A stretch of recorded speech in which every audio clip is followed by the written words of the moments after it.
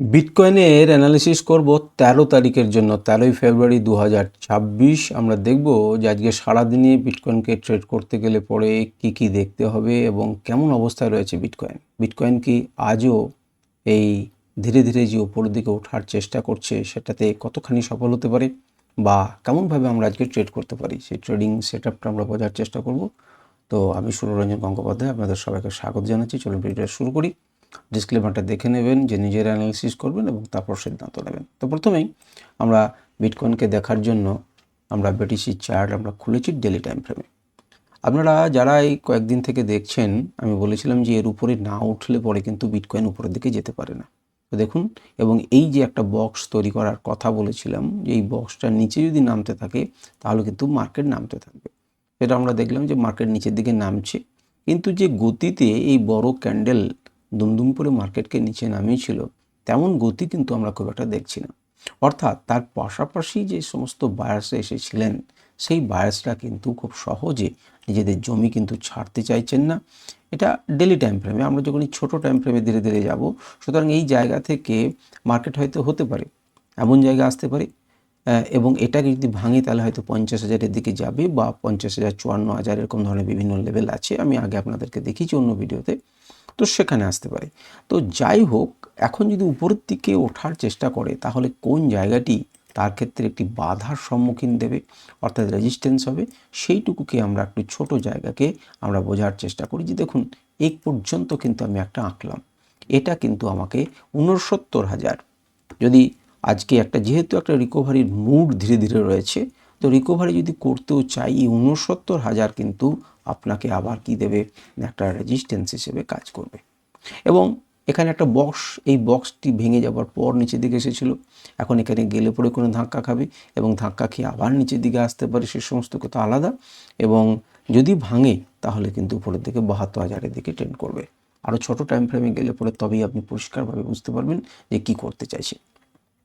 আমরা একবার একটা কাজ করি, সেটা হচ্ছে এই আঁকাগুলোকে বন্ধ করে একটা ইন্ডিকেটরকে লাগাচ্ছি তার ট্রেন্ড লাইনটাকে বোঝার জন্য। দেখুন, এই ট্রেন্ড লাইনও আপনারা আগে দেখিয়েছেন, আমি আপনাদেরকে দেখিয়েছি। তো এই ট্রেন্ড লাইনের নিচে ক্লোজ করেছে, এখন এই জায়গাটাতে সে কিন্তু এসে বাধা কাটছে। একটুখানি বড় করছি, এই বাধাকে কাটিয়ে কিন্তু তাকে উঠতেই হবে। যদি বাধা না কাটিয়ে উঠতে পারে, এখান থেকে সে কিন্তু ধাক্কা খেতে পারে। এবং খুব ছোটোভাবে যদি আপনি দেখেন তাহলে সেই বাধা হবে এই লাইনটি, সেই বাধা হবে এই লাইনটি। যদি সম্পূর্ণ আঁকাটাকে এক ছকে আপনারা দেখতে চান তাহলে আমি এটাকে বন্ধ করে দিচ্ছি, এবং ছোট একটা বাধা, যে বাধাটা কিন্তু সত্যিকারেরই কাজ করবে, ইমিডিয়েট, অনেক দূরের বাধা নয়, কাছের বাধা, সেটি হচ্ছে এই অংশ। এই অংশে কিন্তু একটা বাধা কাজ করবে, এটি কিন্তু মনে রাখেন। আমাদের অংশটা কত? ৬৭,০০০, ৬৭,০৬০, ৬৭,১০০। এটা কিন্তু আপনার প্রথম লক্ষণ বা ধাক্কা, যেটাকে না পেরোলে আপনি উপরের দিকে যাবেন না। যদি আমরা ৪ ঘন্টাতে দেখি তাহলে অনেকেই দেখবেন যে আগের দিন আমি এটিকে এঁকে দিয়েছিলাম, এবং আমি যখন ভিডিও করছিলাম ৯টা ১৫-২০ বাজছে, আজও তাই ৯টা ১১ বাজছে। তো ১২ তারিখে ৯টা ১১-র সময় যে সময়টা ছিল, এই রকম টাইম আমরা এঁকেছিলাম। দেখুন, এখানে আমাদের এই জায়গাতে এবং জোনে ধাক্কা খেয়েছে, এবং ধাক্কা খেয়ে কিন্তু পেরোতে পারেনি, মার্কেট কিন্তু নিচের দিকে এসেছে। এবং কোন জায়গাতে সাপোর্ট নিয়েছে? ট্রেন্ড লাইনে। এখন যদি সে উপরের দিকে যেতে চায়, কোন জায়গাতে ধাক্কা খাবে? এখানে ধাক্কা খাবে। আমরা লাইনটাকে একটু বড় করি, এবং ধাক্কা ওখানের থেকেও তারও আগে আরেকটি জায়গাতে খাবে, আমি সেটা আপনাদেরকে দেখাই এবং বোঝানোর চেষ্টা করি। যেহেতু ৪ ঘন্টার টাইম ফ্রেম আমরা এইভাবে এঁকে রাখলাম, তাহলে বুঝতে পারছেন গেলে কোথায় ধাক্কা খাবে। এটি হবে আপনার রেজিস্ট্যান্স, যেটি হচ্ছে ৬৭,২০০, মোটামুটিভাবে রাফলি। তাহলে ডেলি টাইম ফ্রেমে কী দেখলাম? ৬৭,০০০ আর ৬৭,২০০, অর্থাৎ বড় একটা উইক তৈরি হবে, ধাক্কা খেয়ে কিন্তু নিচে যাবে। অনেকেই ভাবে যেটা বলে ভেঙে দিল, কিন্তু হয়তো ভাঙতে পারবে না, কোনো ধাক্কা খাবে। আবার একবারে ভেঙে দিলে ৬৮,০০০, ৬৮,৪০০ এখানে কিন্তু যেতে পারে। বেশ, এটাকে আমি ছবিটাকে বন্ধ করে দিই এবং তারপর বোঝানোর চেষ্টা করি। দেখুন, মার্কেট যখন নিচের দিকে পড়ছিল তখন এই এরিয়াতে কি করেছে? একটা সাপোর্ট নিয়েছে, অনেক কটা ক্যান্ডেলে কিন্তু সে সাপোর্ট নেবার চেষ্টা করেছে। এখন মার্কেট যদি উপরের দিকে যাওয়ার চেষ্টা করে, এই অংশ কিন্তু তাকে ধাক্কা দেবে, এটাই কিন্তু স্বাভাবিক। আমরা যদি সিগন্যাল ইন্ডিকেটরকে ব্যবহার করি, আমরা দেখার চেষ্টা করি যে কোনখানে আমাদের বাই সেল সিগন্যাল আছে কিনা।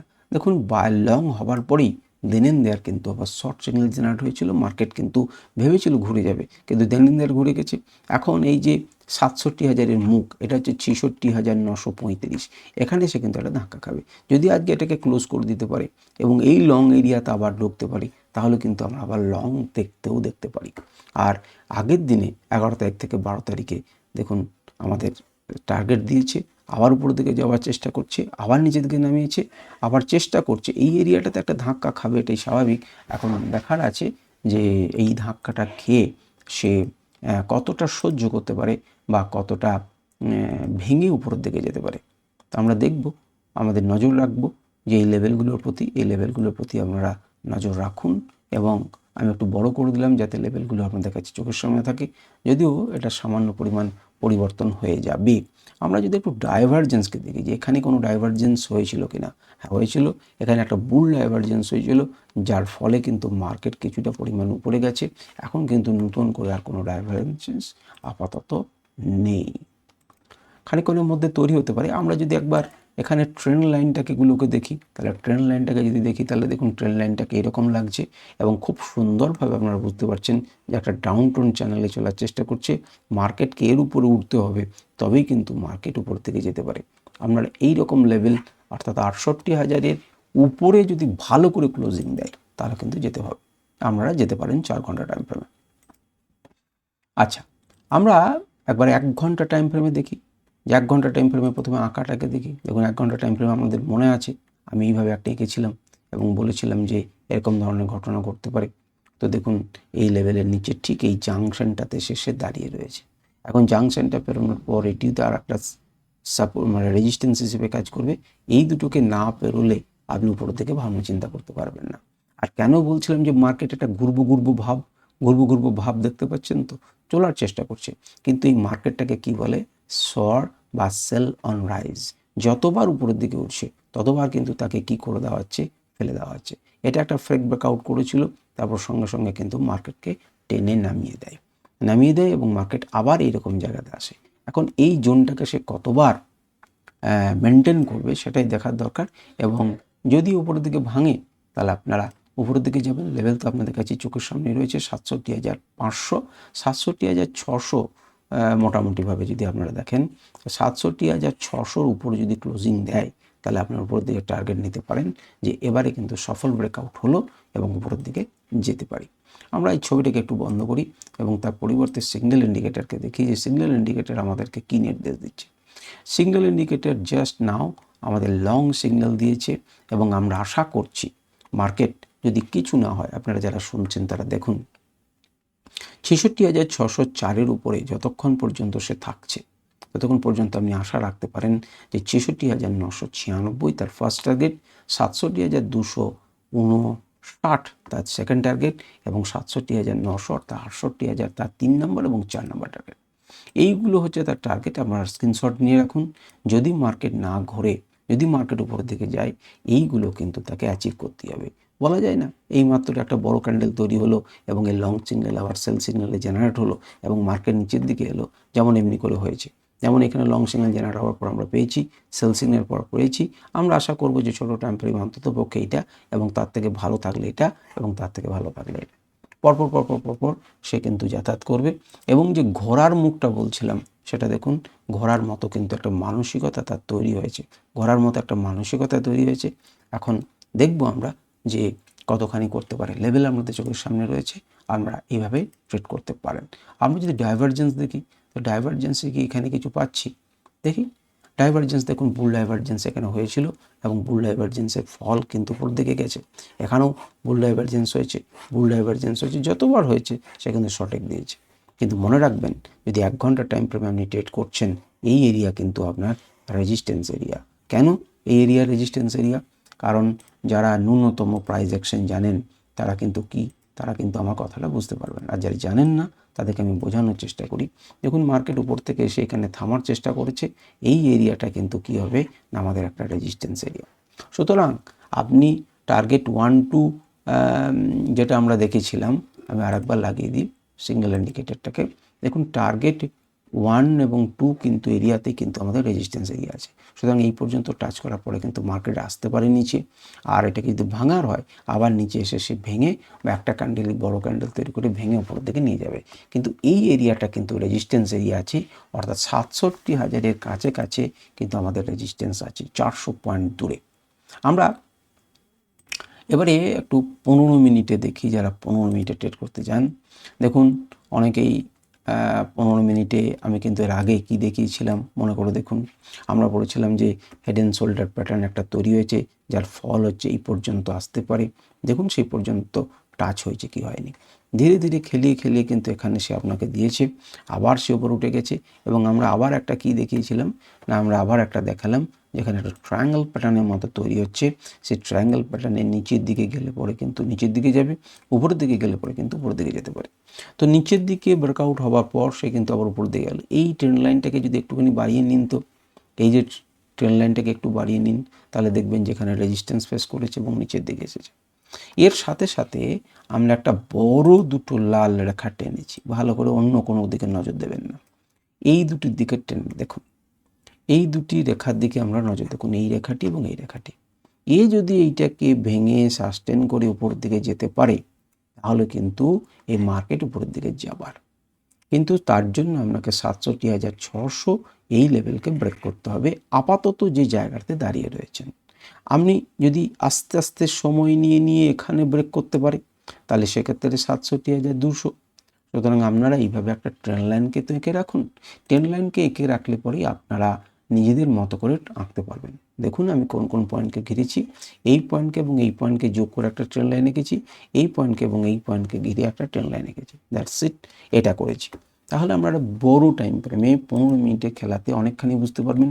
কিন্তু ভিতরে আর একটা ঘটনা ঘটেছে, সেইটাকে তাকিয়ে দেখুন। সেইটা হচ্ছে ভিতরে যে ঘটনাটা ঘটেছে সেটি হচ্ছে তারও ভিতরে কিন্তু আমাদেরকে যেহেতু 15 মিনিট, তো সুতরাং এখানে কিন্তু একটা রাইজিং এজ তৈরি হয়েছে। ওটা যেমন ফলিং এজ, একটা রাইজিং এজ তৈরি হয়েছে, যার ফল কিন্তু ভেঙে গেলে নিচের দিকে। এখন এই ট্রেন্ড লাইনটিকে যদি আবার ভেঙে যায় তাহলে পরে কিন্তু সে নিচের দিকে যাবে।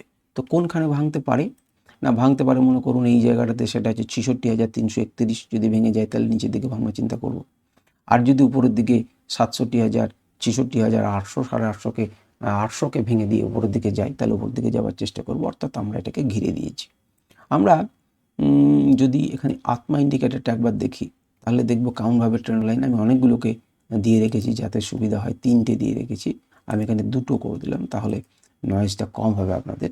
এই হচ্ছে আপনারা ভাবনা চিন্তা করুন, এইভাবে ট্রেন্ড লাইনকে আঁকুন। আর দেখুন এই পয়েন্টটা আমরা কিন্তু রেজিস্ট্যান্স ফেস করছি, ক্লিয়ার কাট আপনি বুঝতে পারছেন। এখানে যে রেজিস্ট্যান্সটা আছে সেটি একটি রেজিস্ট্যান্স ফেস করছে। মার্কেটের লোগুলোকে ডাবল আপনার বটম তৈরি করে মার্কেটকে কিন্তু তুলে নিয়ে গেল, ডাবল বটম তৈরি করে মার্কেট কিন্তু তুলে নিয়ে গেল, আপনারা তাকিয়ে দেখতে পাচ্ছেন। নিয়ে গেল, রিটেস্ট করেছে এবং পারফেক্টলি রান করেছে। এখন এ আবার করছে, সুতরাং এখানে একটা সাপোর্ট জোন আছে ইমিডিয়েট 15 মিনিটের ক্ষেত্রে বলছি, এখানে একটা ছিল, কারণ এখানে ট্রিপল টপ তৈরি করেছিল। আপনারা যারা জানেন না তারা একবার তাকিয়ে দেখুন, এখানে ট্রিপল টপ তৈরি করেছে, মাল্টিপল টাইম এই লেভেলটাকে ভাঙার চেষ্টা করেছে। তো দেখুন ভাঙতে পারেনি, 4বারও ভাঙতে পারেনি, পরে যখন ভাঙতে পারলো রিটেস্ট করে গেছে। এখন সেই লেভেলের দিকে মার্কেট এগোচ্ছে, যেটা কোন লেভেল না 66,400। 66,400 দিকে কিন্তু সাপোর্ট নিয়ে মার্কেট কিন্তু উপরের দিকে আবার যেতে পারে, এবং সেই ক্ষেত্রে এই অংশটা হবে অর্থাৎ 66,700, এটি হবে তার রেজিস্ট্যান্স। 15 মিনিটের টাইম ফ্রেমে আমরা এগুলোকে মার্ক করব। আচ্ছা, এবারে আমরা যদি সিগন্যাল ইন্ডিকেটরকে ব্যবহার করি তাহলে দেখব যে সে অনেক আগে কিন্তু বাই সিগন্যাল দিয়েছিল, অনেক আগে সে বাই সিগন্যাল জেনারেট করেছিল, এবং বাই সিগন্যাল জেনারেট করার পরে আমরা টার্গেট দেখুন একদম ডট টু ডট 66,400, 12তে ধাক্কা খেয়েছে 4বার একদম অ্যাকুরেটলি। মার্কেট নেমেছে কিন্তু লংয়ের কাছ থেকে সাপোর্ট নিয়ে মার্কেট উপর উঠেছে। এখন মার্কেট এরকম জায়গাতে দাঁড়িয়ে আছে 514 ইত্যাদিতে। মার্কেট হয়তো আবার 412 বা এই জোনটাতে আসতে পারে, এখান থেকে সাপোর্ট নিয়ে এসে কিন্তু আবার 66,930, 67,000-এ যেতে পারে।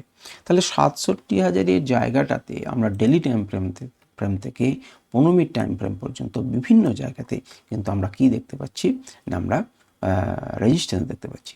আমরা একটু বিটিসি ডমিনেন্সকে যদি দেখি তাহলে বিটিসি ডমিনেন্সকে আমরা 15 মিনিট টাইম ফ্রেমে দেখি। দেখুন বিটিসি ডমিনেন্স কিন্তু একটু করে কমতে শুরু করেছে 15 মিনিটে, যার জন্য 15 মিনিটে কিন্তু আপনি কি দেখতে পাচ্ছেন, একটা ফল দেখতে পাচ্ছেন। তাকে দেখুন বিটি ডমিনেন্স নামছে 15 মিনিটে, এবং বিটি ডমিনেন্স নামার জন্য আমাদের কি দেখতে পাচ্ছি, বিটিসিতে একটা ফল দেখতে পাচ্ছি ছোট টাইম ফ্রেমে। এখন কোন জায়গাতে সাপোর্ট নিতে পারি, আরও কিছুটা নেমে আসতে পারে এবং সাপোর্ট নিতে পারে, যেটি ওখানে 66,400 এইরকম জায়গাতে হতে পারে। সুতরাং এই পর্যন্ত এসে কেমন রিয়াক্ট করছে আপনারা নিজেরা দেখুন বা এই জিনিসগুলোকে বোঝার চেষ্টা করুন। এবারে আমরা ডলার ইন্ডেক্সকে দেখছি। ডলার ইন্ডেক্সে আমি আগেই ছবিটি এঁকেছিলাম, আপনারা দেখেছেন কিনা আমি জানি না। টপ থেকে ডবল টপ তৈরি করেছে, ট্রেন লাইন এঁকেছিলাম যেখান থেকে পড়তে পারে এবং সেই মতো পড়েছে। এখন ডলার ইন্ডেক্স কিন্তু আবার এখানে ডেলি টাইম ফ্রেমে কিন্তু একটা নির্দিষ্ট রেঞ্জে দাঁড়িয়ে রয়েছে, বুঝতে পারছে না সে কোন দিকে যাবে, কিন্তু সে একটা নিঃশ্বাস নিচ্ছে। আর ডলার যদি বাড়ে, দেখুন ডলার একটুখানি বেড়েছে, আমরা 15 মিনিটে চলে যাই। ডলার যদি বাড়ে তাহলে পরে কিন্তু কি হবে, তাহলে বিটকয়েন কিন্তু পড়ার সম্ভাবনা থাকে। তাই ডলার যেহেতু একটুখানি স্ট্রং হচ্ছে, বিটকয়েন সেই জন্য কী করছে, বিটকয়েন সেই জন্য সামান্য করে পড়ে যাচ্ছে। আমরা আশা করি বুঝতে পারছেন। এবং এই কিন্তু বিটকয়েন এখন আমাদের দেখার দরকার, ডলার ইন্ডেক্সকে যদি দেখতে থাকেন তাহলে এই লেভেলটাকে, কী লেভেলটাকে মনে রাখুন এবং এই লেভেলটাকে মনে রাখুন, নিজেরা চারটে দাগ দিয়ে দেবেন, তাহলেই আপনারা বুঝতে পারবেন। যদি এটাকে ভেঙে উপরের দিকে যেতে চায় তাহলে ডলার হয়তো একটুখানি উইক হবে, ডলার স্ট্রং হবে, তাহলে বিটকয়েন কিন্তু একটুখানি উইক হতে পারে। তো আজকের আমাদের আলোচনা এই পর্যন্তই। হ্যাঁ, একটা জিনিস আপনাদেরকে আমি দিয়ে দেবো, সেটা হচ্ছে 15 মিনিট টাইম ফ্রেমে যারা শেষ পর্যন্ত অপেক্ষা করছেন তারাই সেটা পাবেন। লেভেল তো আপনারা দেখেছেন, আমরা ইন্ট্রাডেতে ট্রেড করতে পারেন এই লেভেলগুলো অনুযায়ী। এই লেভেল অনুযায়ী কিন্তু আপনারা ট্রেড করতে পারেন, আপনারা স্ক্রিনশট নিন এবং এই লেভেল অনুযায়ী সারাদিন কিন্তু আমরা অনায়াসে ট্রেড করতে পারবেন, কোনো অসুবিধা হবে না। আপাতত একটুখানি ক্লাউডটা ব্ল্যাক হয়েছে, সুতরাং এই লেভেল পর্যন্ত কিন্তু মার্কেট এসে সাপোর্ট নিচ্ছে, কারণ দেখুন এটা কিন্তু একটা গুড সাপোর্ট হিসেবে কাজ করবে, গুড সাপোর্ট হিসেবে কাজ করবে। ভেঙে দিলে পরে নিচের দিকে ভাবনা চিন্তা করতে হবে, কিন্তু আপাতত এটা গুড সাপোর্ট হিসেবে কাজ করবে। তো ঠিক আছে, চলুন আজকের আলোচনা এই পর্যন্তই। নমস্কার, ধন্যবাদ। আপনারা ট্রেড করুন। আপনাদের কোনো বিশেষ ক্রিপ্টোকারেন্সিতে থাকলে আমাকে বলবেন। আপনাদের যদি আরও কোনো লেভেলকে আরও ডিটেলে বোঝানোর থাকে আপনারা বলবেন যে স্যার এরকমভাবে বললে পরে আমাদের বেটার হয় বা আমরা ভালো বুঝতে পারি। আপনাদের লেভেল, আপনাদের শিক্ষার লেভেল অনুযায়ী আমি চেষ্টা করবো যে সেটাকে বোঝানোর। তো নমস্কার, ধন্যবাদ, ভালো থাকুন।